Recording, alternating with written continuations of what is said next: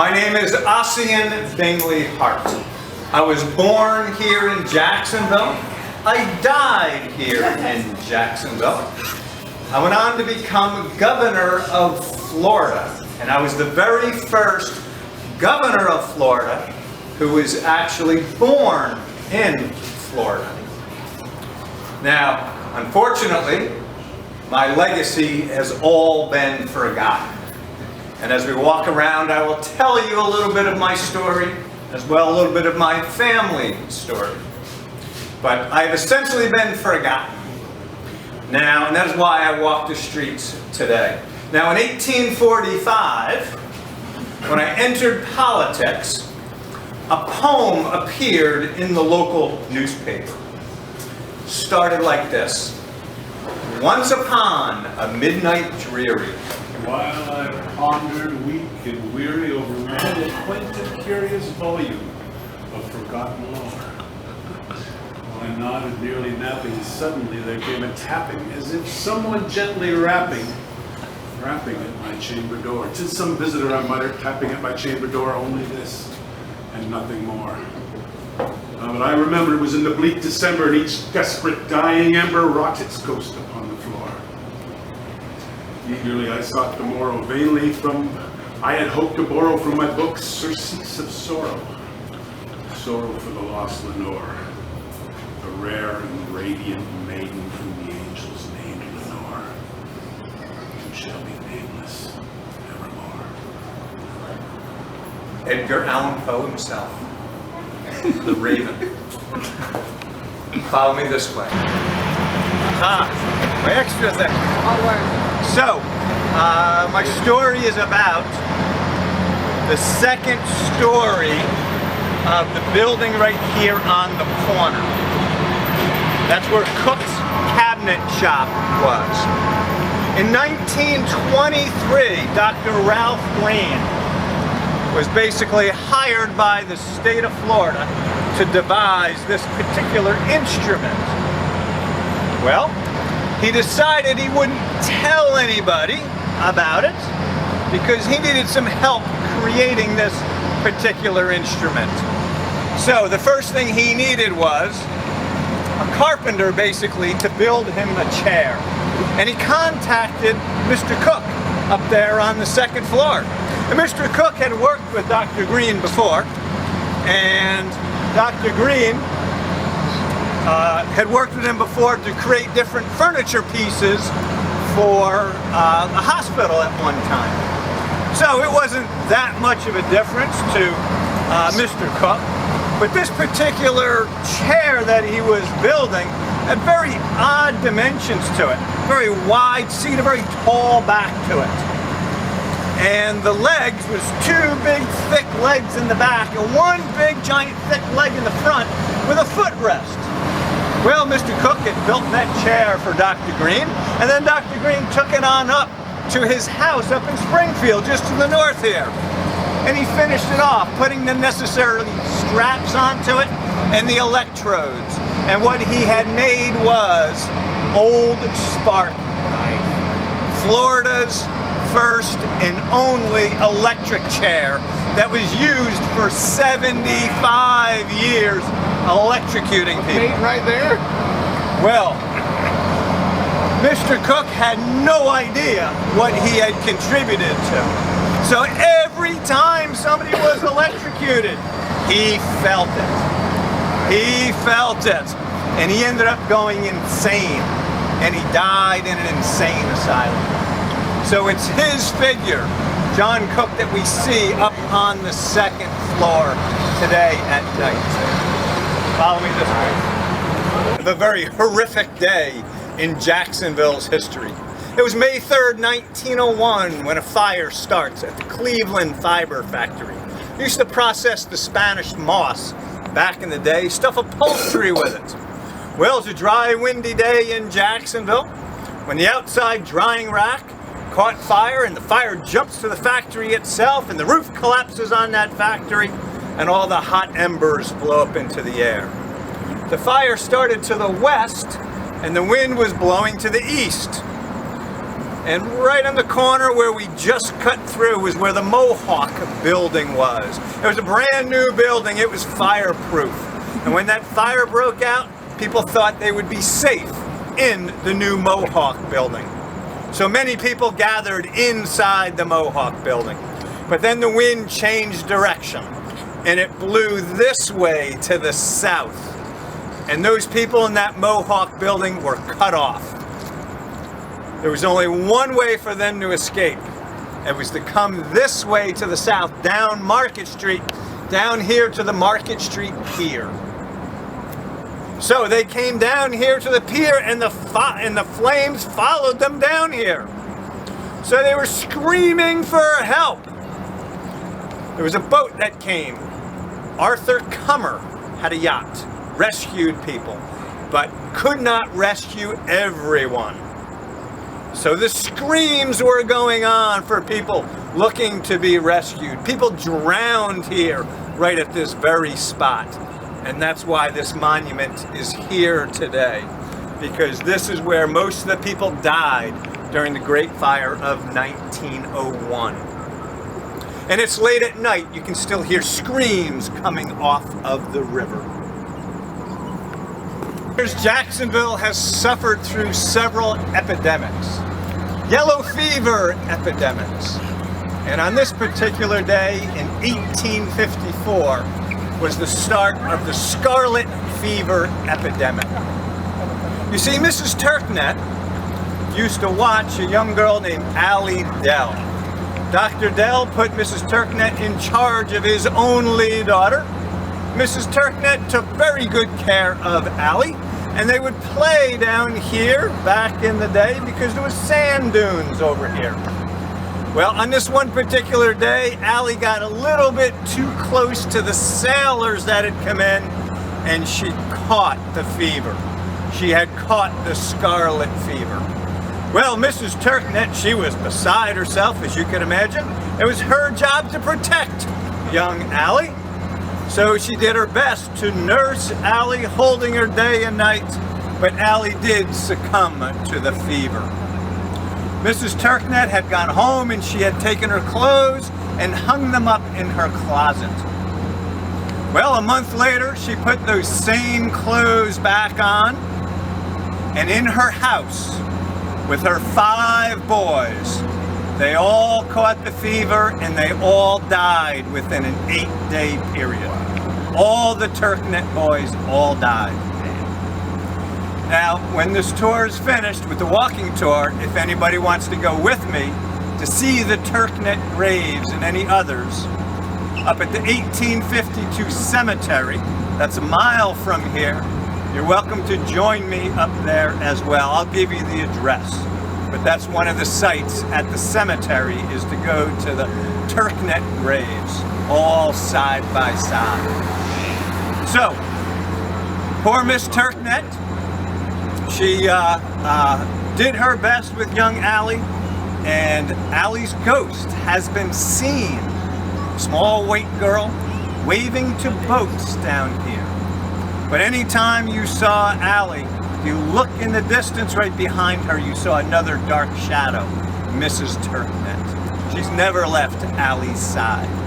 Follow me this. It was started, it was my father, Isaiah Hart, who lays out the city, the original 20 blocks of Jacksonville, all in here. You won't see a sign around where my father's house was, any of that. Part of that disrespect that has continued through the years. Now, what the early founders had done was give the land on the outskirts of town to the Episcopal community. So they gave the land up on Billy Goat Hill, up to the north, on the outskirts of town, to the Episcopal church community. Now, why would the church community want the land up on the hill?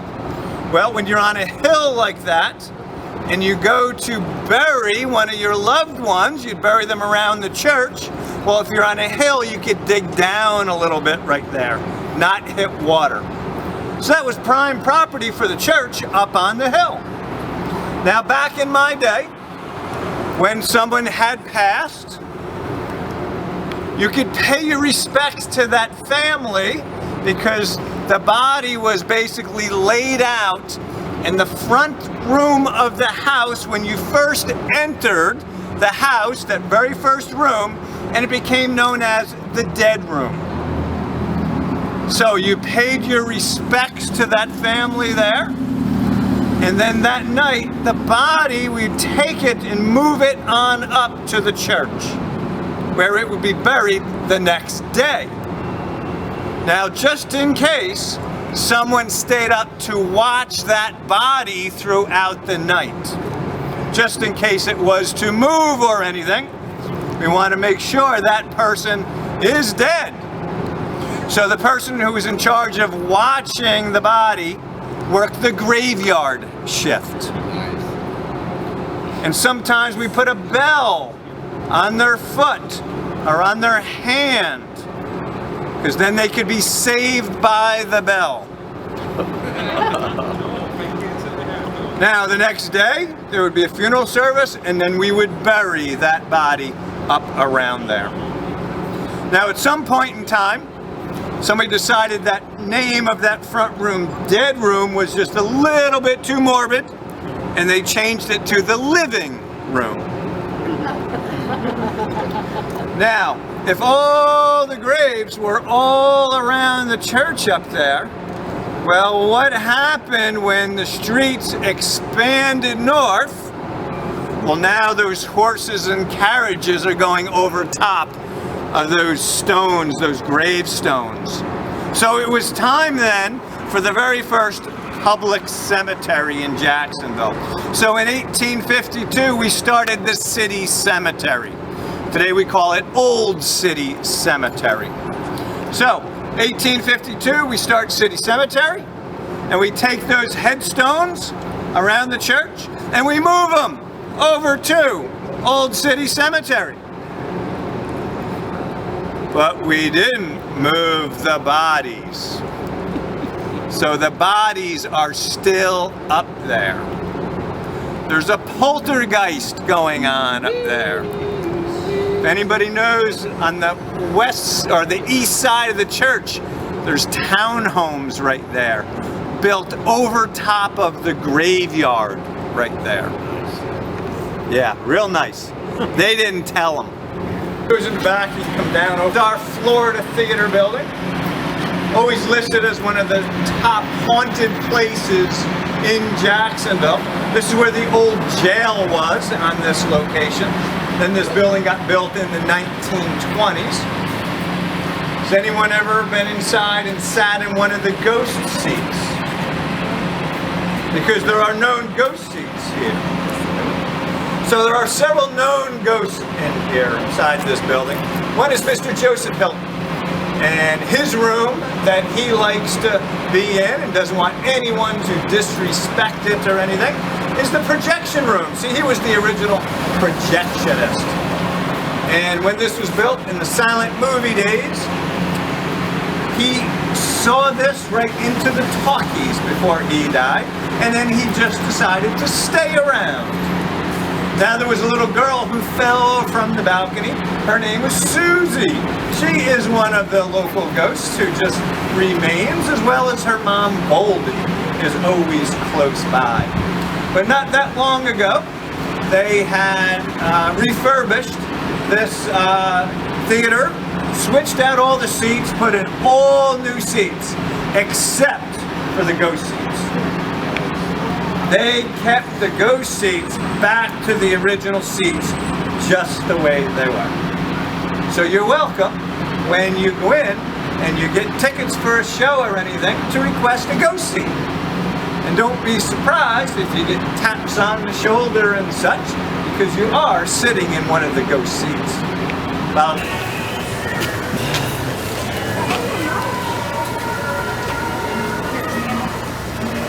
thanks for the light, man. What? Thanks for the light. You're welcome. now we are behind a building right here on this corner that is a very cursed building here in Jacksonville. Some people know it as the Bostwick building. Now, when it was first built, it was the first national bank. But the first national bank didn't last very long. Within 2 years, they had gone out of business. The next bank to take over that building was the Guarantee Savings and Loan. It only lasted a couple of years before that one went out of business. The next bank to move in was the Brotherhood State Bank. And they were doing pretty good for a number of years. And their head teller was Mr. Thomas Hendricks. And Thomas Hendricks would come out to this very spot every day for his smoking break.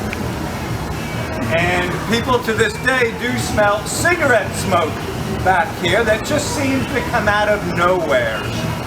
Well, Mr. Thomas Hendricks come back here every day. During his break, he would smoke his cigarettes. But on this one particular day, he went back into his office in the bank. He closed his door. He locked his door. He was the head teller. He locked his door. Sat at his desk, he pulled out a revolver from his desk drawer, and he shot himself in the head. Well, you can imagine the commotion in the lobby of the bank, hearing this loud noise, not knowing what it was, until the blood curdled out from underneath his office door and out into the lobby of the bank.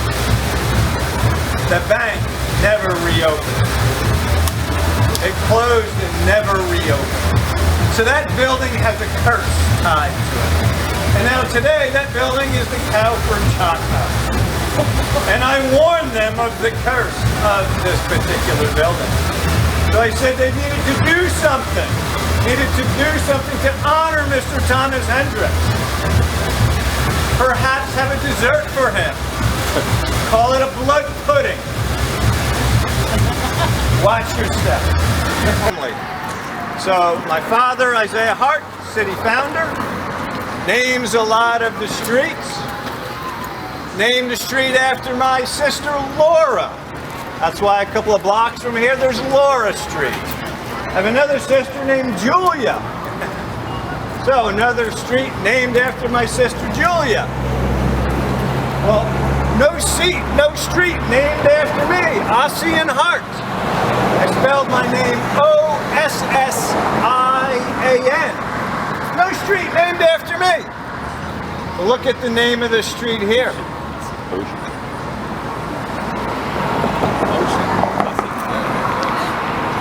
Ossian Street.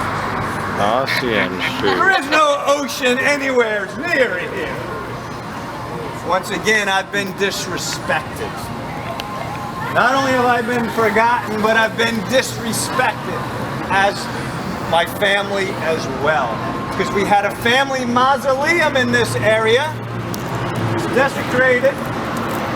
So all of us were relocated up to Evergreen Cemetery. Follow me this way. This is our Lynch building here, built in the 1920s. It's a residential building today. And the people find it very odd that the elevators all have a mind of their own. See, when you go into the elevator and you press a button, it doesn't necessarily go to that floor that you press. It goes to whatever floor that ghost wants it to go to. So, people complain about that. Maintenance has looked at it, but it has nothing to do with basically it being mechanically wrong at all.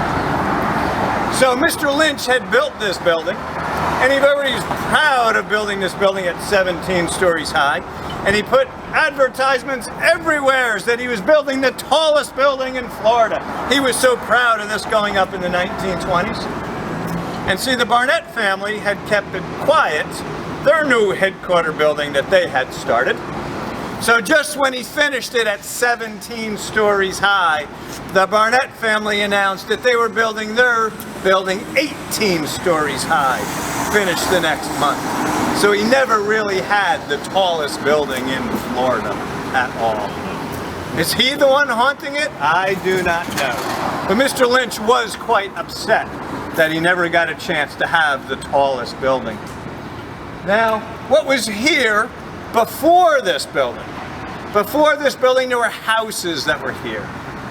In the 1870s, there was a guy that lived here named John Swain.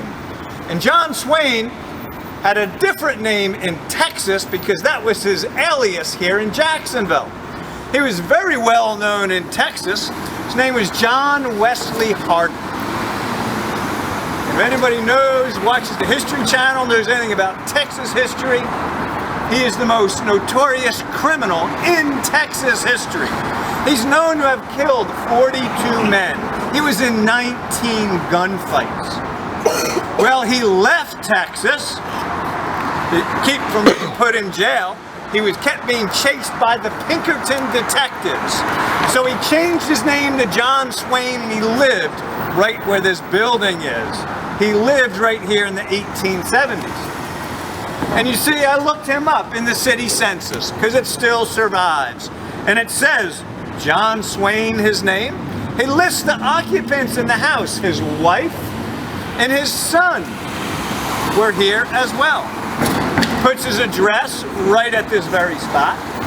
And then lists his occupation. He listed his occupation as butcher. This particular building was built in the 1920s. But come 1963, it had changed names, and it was the Roosevelt Hotel. And it is where the most tragic event in Jacksonville's history took place, in the middle of the night. You see, it was Gator Bowl weekend, which is the most popular weekend in Jacksonville, 1963.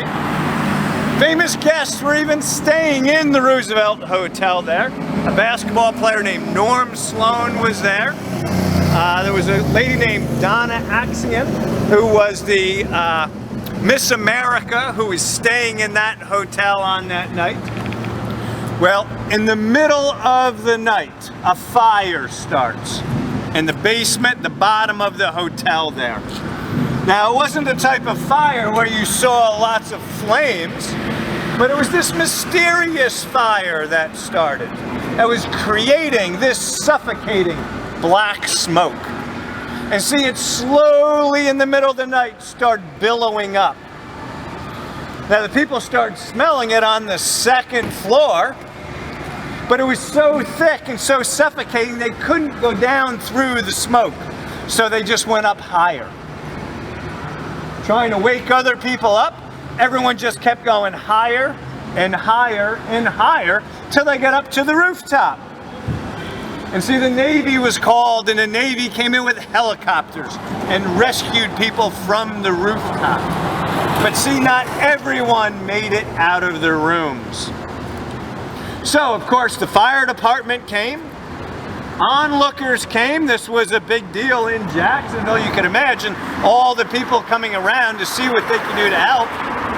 But you see, the firemen with their ladders couldn't reach up to the upper floors.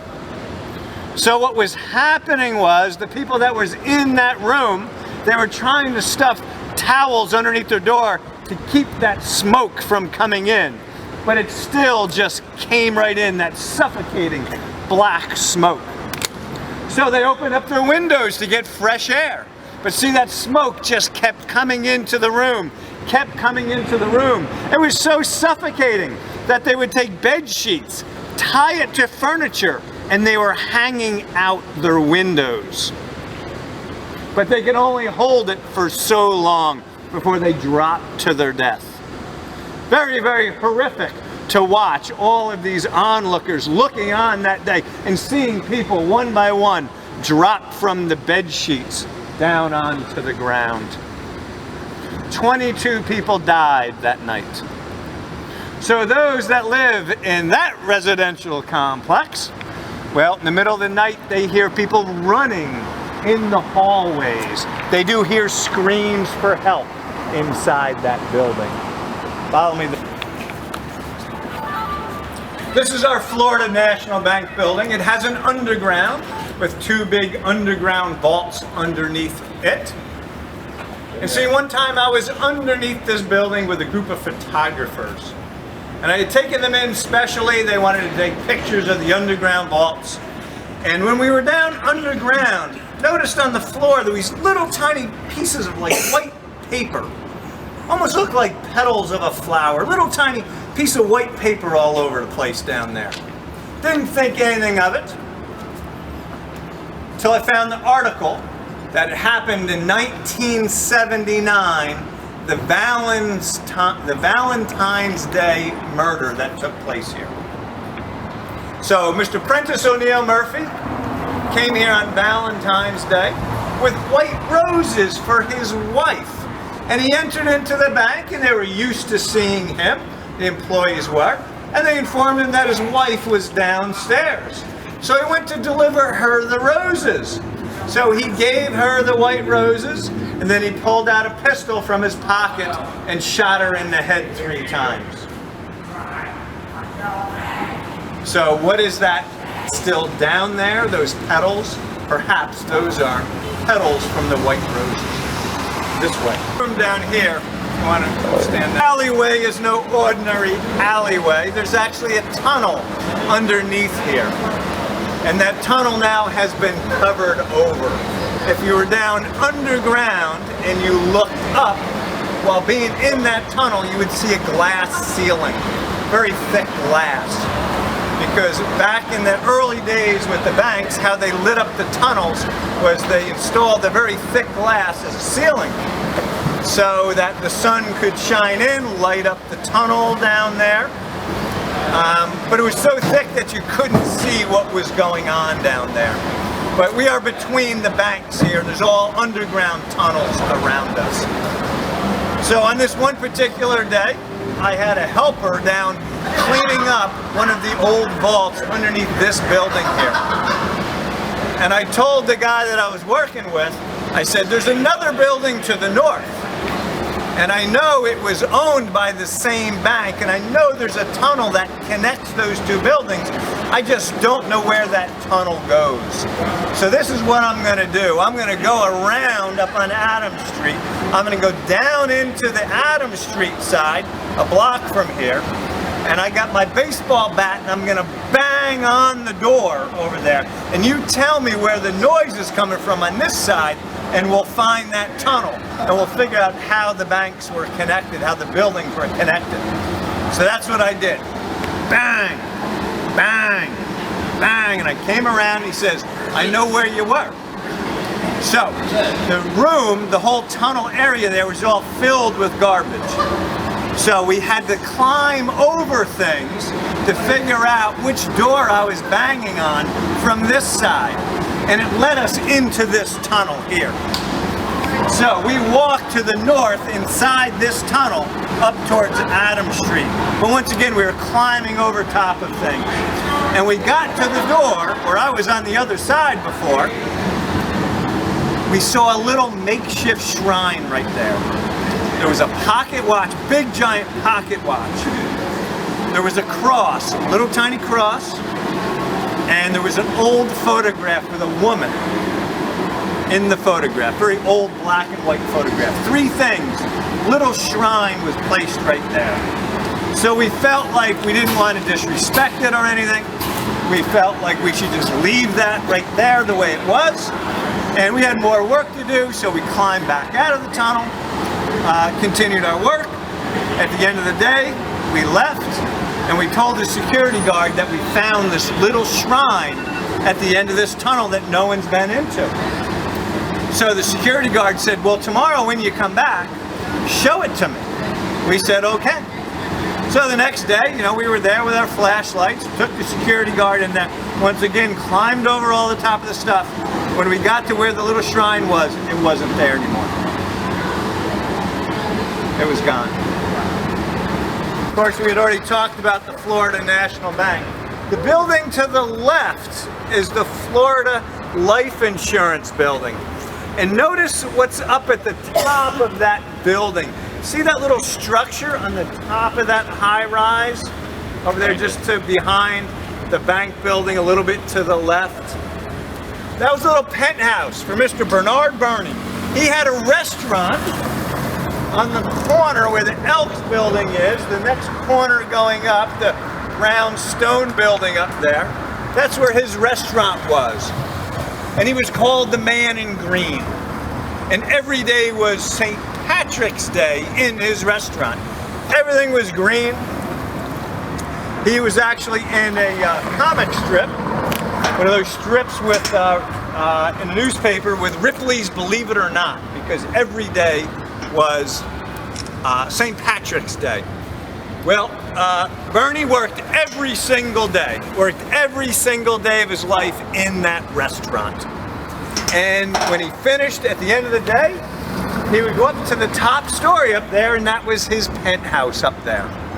So people downtown have looked up and saw someone up there looking down at them.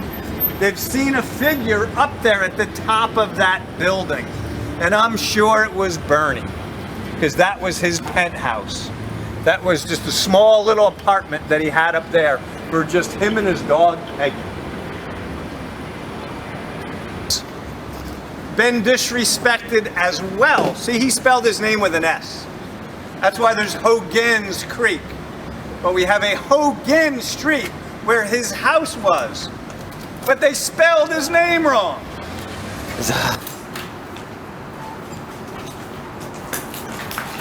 Perhaps the most bizarre story I'm going to tell tonight. It's about the third floor of this building. This building is called the Drew Building.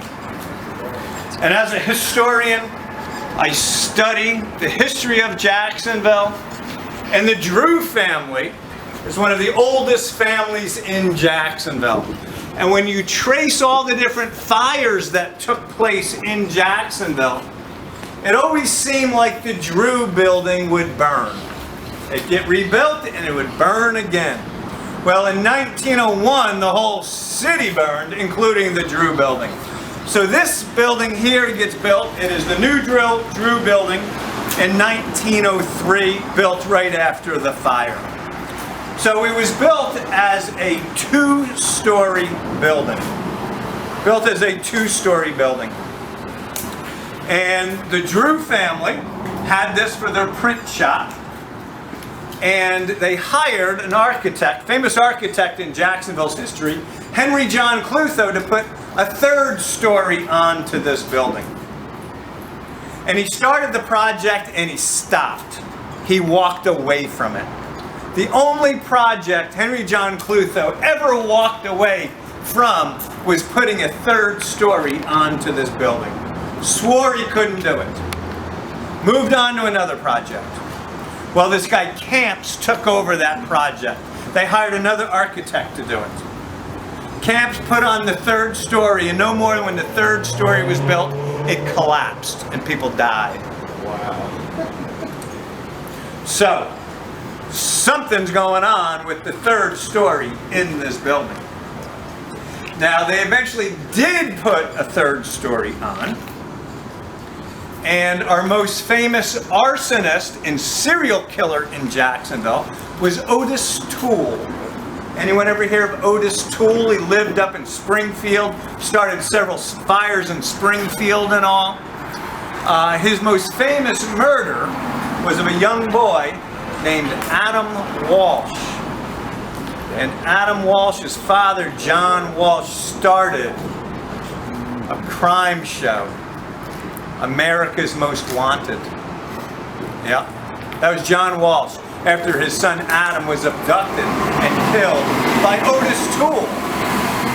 Well, Otis Toole only started one fire in downtown Jacksonville, on the third story of this building. And Otis Toole swore that he heard voices. He heard voices telling him what to do. So once again, the third story. No one goes up on the third story. They can never keep a tenant at all in there. So what's going on in this Drew building here? Well, once again, you have to go back to what was here before this building. And after our Civil War, this is where the Freedmen's Bank building was built. And the Freedmen's Bank building, unfortunately, went out of business. People all lost their money who invested in the Freedmen's Bank. But this building was unoccupied, and on the third floor became the new courtroom. They used the third floor for the courtroom. So, on this one particular day, in the late 1800s, it's our version of the Lizzie Borden story. Familiar with Lizzie Borden? Had an axe, right? Gave her father 40 whacks. When she saw what she had done, gave her mother 41, right? Well, we had an axe murder that was the most sensational murder of its day in Jacksonville. It was up at the Fagan house up to the north. And on this particular day, Mr. and Mrs. Fagan came downtown to go shopping, and they left Mrs. Fagan's sister to watch their 2 young children. And when they had returned, they were all cut up with an axe. So you can imagine this being a very, very horrific thing in Jacksonville, and there was a lot of pressure on the police and the prosecutor and all to find who had done this. Well, the 2 people that they accused of this were the Scott brothers. And the Scott brothers were boarders at the Fagan house. So this really slick prosecuting attorney, he said it had to be this inside job. Of course, the brothers said, "What? We knew the family. We loved the family. Why would we do such a horrific thing to murder them?" But this prosecutor, he was good. He was good. And he tried to destroy what their alibi was and all, accused them of doing it. So they were accused and they were found guilty. And these 2 young men swore on that 3rd floor, they swore vengeance to that lead prosecutor because they knew they were going to be hung in the next few days. What was the name of the lead prosecutor? Drew. Same family. Drew. 3rd floor. Can't make it up. Can't make it up. Crazy. Jacksonville's first public cemetery. Now, I did a cemetery tour here a couple of weeks ago, and I did it in a colonial outfit. I had this colonial hat. And I came up here at dusk. Boy, that light was right in sorry. Hey. Came up here at dusk, and I'm walking through, and all of a sudden, boom, I get hit in the head and almost knocked me over. It was an owl. An owl took a big old owl, gigantic owl, took a swoop at me, hit me right in the head. Now, good thing I was wearing a hat. So, one never knows. But last year, this is our last, I'm doing a private tour tomorrow night, but last year at the last public cemetery tour, we were all up here a little bit further back, I'll show you where, and all of a sudden we all watched this thing go right across the cemetery. We had no idea what it was. Nobody had any idea. It kind of had the shape of an animal, like a dog or a wolf, but it didn't move like that. It just kind of moved straight across the whole cemetery, and we all saw it. So one never knows what one's going to see up here. Let's see where this car is going.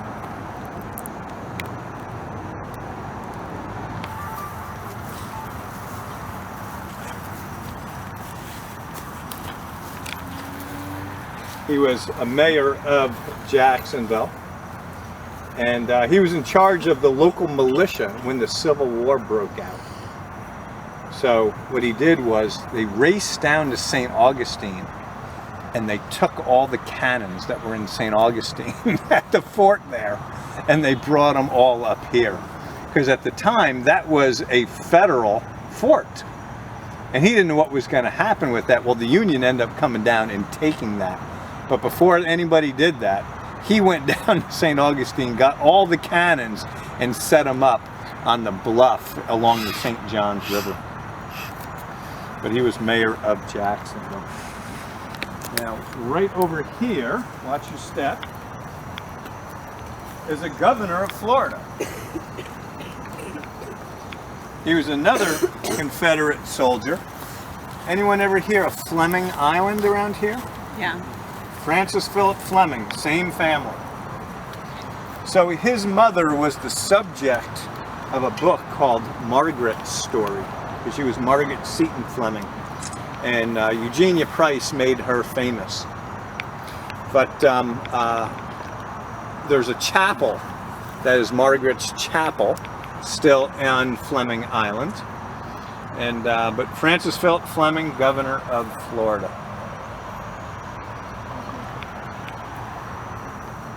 Well, I promised you I'd show you the turfnet graves. And since you got that strong light, Charles, one of the boys, Lewis, Elliot, I think he was a different time, and these two right here, Alex and Robert. Those 5 all died within an 8-day period.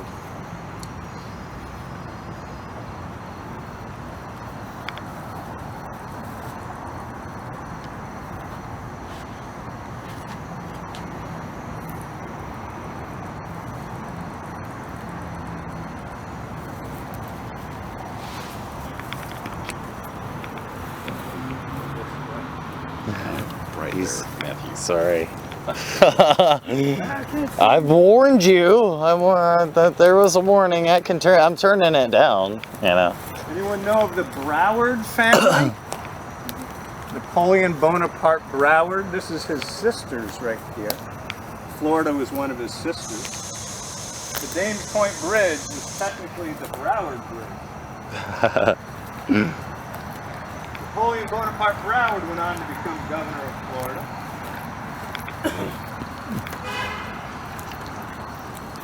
Not so different from our usual explorers. Always walking over There was stuff. only one major battle during the Civil War fought in Florida. And the general from the south was Joseph Finnegan, guy from Ireland. And Joseph Finnegan was trying to prevent the North that occupied Jacksonville getting further west to take all the railroad stations and control the railroad. To the south, that was how they were moving food, moving troops, and everything was through the railroad. So they were always preventing the Union from getting west into any parts of the railroad. And so he was defending the railroad, and he did push back the Union soldiers, and it would have been a total loss for the Union if it hadn't been for the troops that they put in the rear to protect the retreat. One of those troop units that they was the heroes was the 54th Massachusetts, the colored troops. Has anyone ever seen that movie Glory? Yeah? Well, that chapter of the 54th Massachusetts wasn't told in that movie, but the 54th Massachusetts was put in Jacksonville during that time, and they weren't sent into battle. They weren't using the colored troops into battle. They were just using them in reserve. So when the Union did retreat, it was the 54th Massachusetts and another colored troops that basically helped protect the retreat and end up saving the day for the Union. But Joseph Finnegan was in charge of the Confederates.